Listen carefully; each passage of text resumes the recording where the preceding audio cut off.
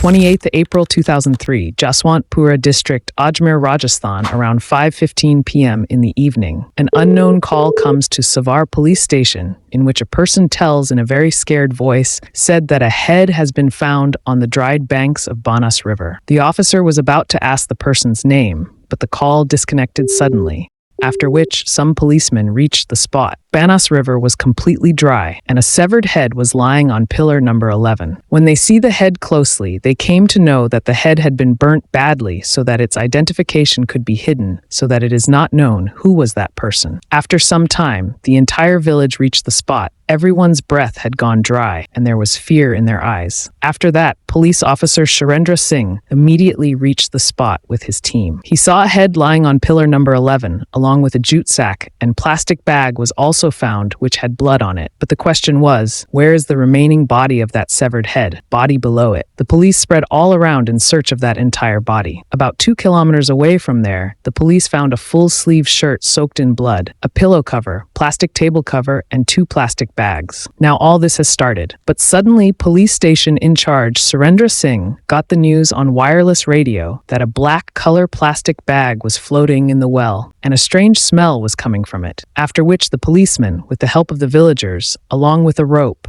they tied it and took out the plastic bag with an iron hook. As soon as they took out the bundle, what they saw and what the villagers saw could not believe their eyes. When they opened it, they saw 2 sheets tied together, and when the sheet was opened, a naked body of a man was found. That body was badly burnt and mutilated at various places, but his head was missing. Not only this, his intestines were protruding from that body, and strong foul smell coming from his body. After seeing this atmosphere, the ground slipped under everyone's feet, and people started vomiting. When the post-mortem of body was done, it found that the severed head and body were of the same person, and not different people.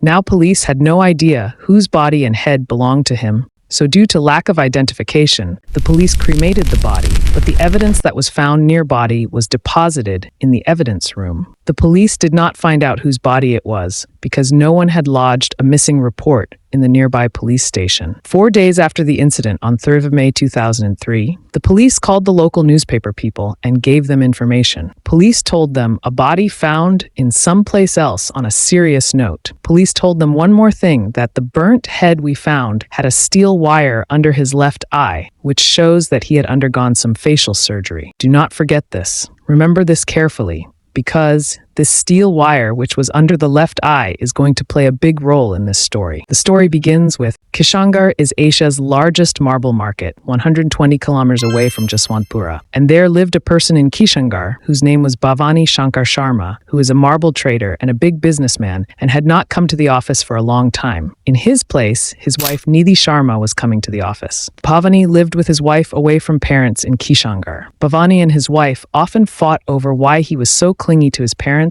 and whenever he used to go meet his parents, there was always a fight between them on this matter. She stops him and asks, "Why don't you leave your parents?" Due to this, there was always an atmosphere of minor troubles in the house. In a way, Bhavani was not living life and he started feeling sad. But due to all this, there was no dearth in their love. Even when they were together, they loved each other very much. After this, 25th April 2003 was the date when Bhavani Sharma came to meet his parents for the last time. And after reaching back home, he also called his father that, yes, I have reached home. But after this call, Bhavani never called his parents. His father Durga Prasad and mother Bhavani Devi were very tensed about the fact that their child would not leave us. Why is he not calling? Because it had never happened before, that there was no conversation for so many days. On inquiring, Durga Prasad also came to know that his son was not coming to the office in his place for a long time. So Durga Prasad calls his daughter-in-law and asks where Bhavani is. She received the call and immediately answers him that if you are feeling very stressed, then you come to warehouse, but do not the house. I am not sitting to serve you. Durga Prasad did not expect more from his daughter-in-law, so he asks his relatives to find out Bhavani. Everyone tried hard, but no one knows anything about Bhavani. 4 May 2003, early morning, Durga Prasad unfolded the newspaper and read the front page of the newspaper. Just after reading the newspaper, the tea fell from his hand. His hand started shaking, and he started feeling very restless. But what had he read read in the newspaper. Now I will read out the front page to you. Today's latest news. Sawar police got a burn and a cut head was found, which had an iron wire attached under its left eye, while a thread or a band was also tied on the right hand. As soon as Durga Prasad read this news, he had feelings. Perhaps this body belonged to his son, because her son Bhavani also had a similar steel wire under his left eye. Actually, he had an accident in his youth, after which this wire was implanted in him, a surgery near Sir Gangaram Hospital, Delhi. After reading this news, Durga Prasad called his 3 sons and son-in-law and also daughter-in-law, Nidhi Sharma, told them that news. They shared all the information with every family member. Then everyone came to Durga Prasad's house so that he could go to the police station. After this, the entire family reached the police station. Durga Prasad told the police that his son Bhawani Sharma was missing for the last 8 days. Durga Prasad informed the police about the news published in newspaper and the steel wire. When they demanded to see the dead body of his son, police told Durga Prasad that the dead body was completely decomposed, due to which we cremated the dead body with full rituals. Now, Father Durga Prasad was very tense. How could he identify that the body was of his son? All the relatives wanted to hear that the body was not that of their beloved Bhavani. On the other hand, Bhavani's wife was standing in the police station completely relaxed. Then police station in charge Surendra Singh says, "See, we have performed his last rituals, but the evidence was found near that body. They are still with us. If you want, we can show them to you." After which, some officers went to the evidence room and picked it up from there and placed it in front of the family members. They saw a full-sleeve shirt with blood stains, a jute bag, and a plastic bag. Now Nidhi Sharma slowly started to understand that perhaps in reality her husband had left her forever. Tears started falling from her eyes, and her hands and feet became numb, and she started crying loudly, and she said that this shirt and these bags were him, which he was wearing and carrying in his hand from home that day. Inspector Surendra Singh started looking carefully at the family members. Now he was suspicious of the entire family. He was suspicious, but he did not have any concrete evidence. On the other hand, Durga Prasad also said that yes, perhaps this could be my son's shirt. The police said that yes, it may be Bhavani's shirt or may not be. Just saying that the bag and shirt are Bhavani's does not make it theirs. The police wanted concrete evidence.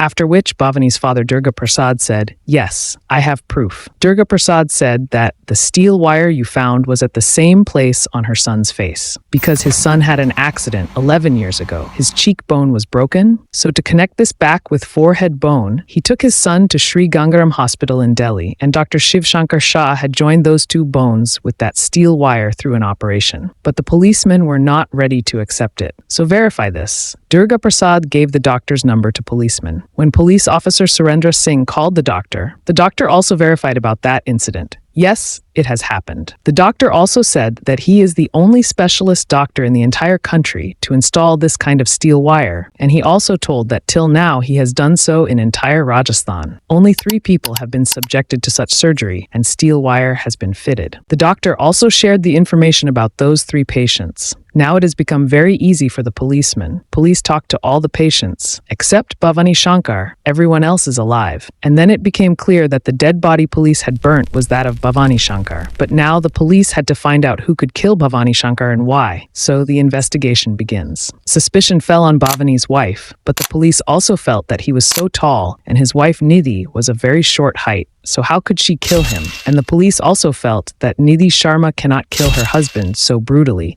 because she also has 2 small children. Then police interrogated all the family members, including Bhavani Shankar's family and Nidhi Sharma's family. Everyone started attacking each other. They started making allegations. But one thing that everyone was saying, there's always a rift between Nidhi and Bhawani Shankar, and their relationship was not going well. And it also revealed that often Nidhi Sharma's brother means Bhavani's brother-in-law would always call him and told him, "Bhavani, that you are not doing well with my sister, Nidhi." After which, the police first of all picks up Nidhi's brother from her maternal house. The police tries to interrogate her brother, asking him, but he kept saying again, and that I don't know anything. After which the police made his brother sit in front of Nidhi. They said again, if there is anything, spit it out quickly, otherwise it can be worse than this. Then after that, police starts his hospitality, and seeing this hospitality, Nidhi Sharma, sitting in front, her brother in such a condition. She said, "Yes, I killed my husband, Bhavani Shankar,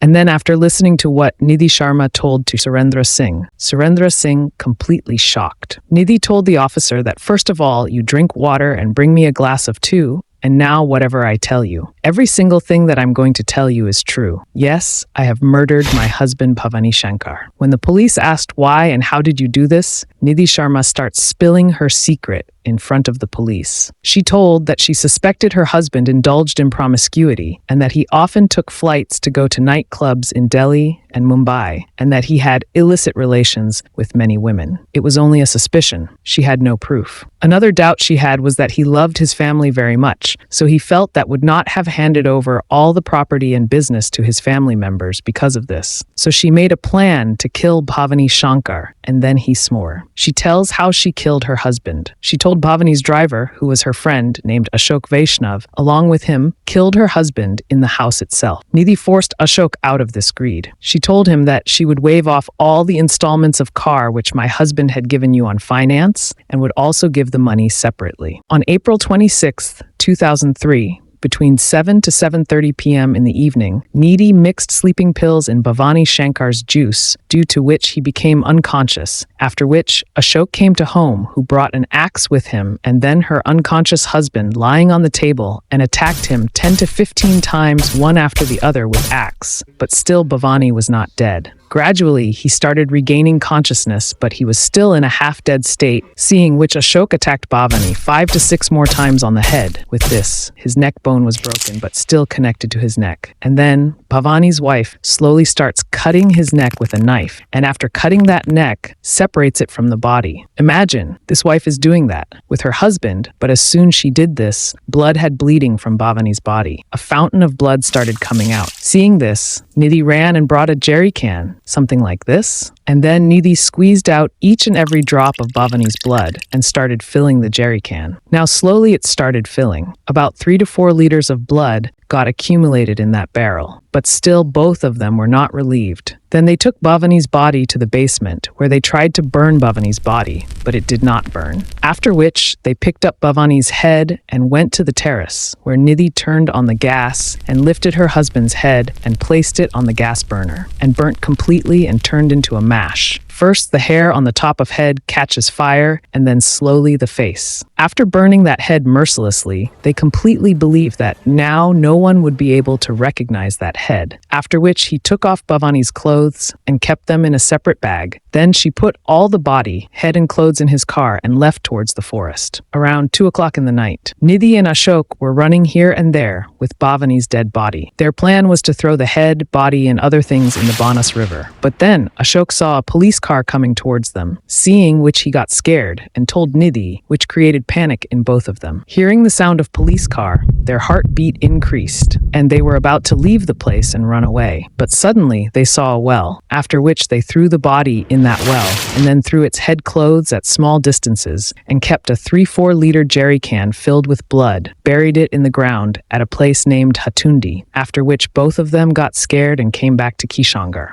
All this Nidhi was telling to policemen. And on the other hand, Bhavani's father and mother were crying badly. After this, police asked Nidhi about murder weapon, so she helped the police in finding it. And on the other hand, a police unit reaches Bhavani's house to find some more evidence. They found a diary which belonged to Bhawani Shankar Sharma. Bhavani had the habit of writing her daily routine. Now listen carefully, because after listening to what was written in that diary, tears will come out of your eyes. When the police checked that diary, they came to know that Bhavani's wife was beating him, not once, but repeatedly, mentally torturing him. Page number 134 of the diary, 15th May 2002. Bhavani wrote that since morning, Nidhi has been insisting for divorce. I refused, but she started leaving the house. I tried to stop her, but she also attacked on me. Nidhi insisted on going to the lawyer, went to the lawyer and asked the lawyer to prepare divorce papers. That lawyer explained a lot to both of us. After this, Nidhi turned back and left for Jaipur on a motorcycle with some other man. I searched her a lot, but did not find her coming when I returned home. There, I came to know that Nidhi had told the maid that lock both my children inside the house and put a gate, after which she returned home at 11 p.m. Page number 139,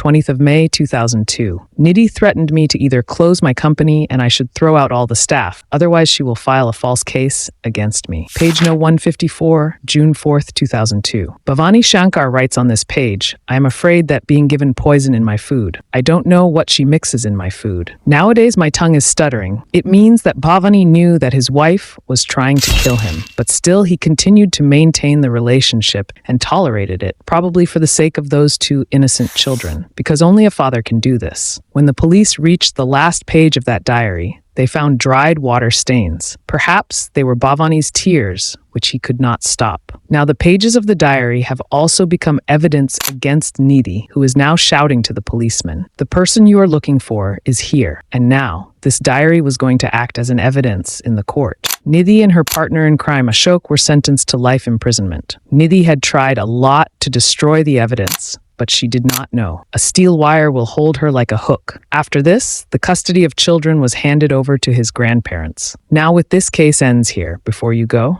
like, share, and subscribe the video.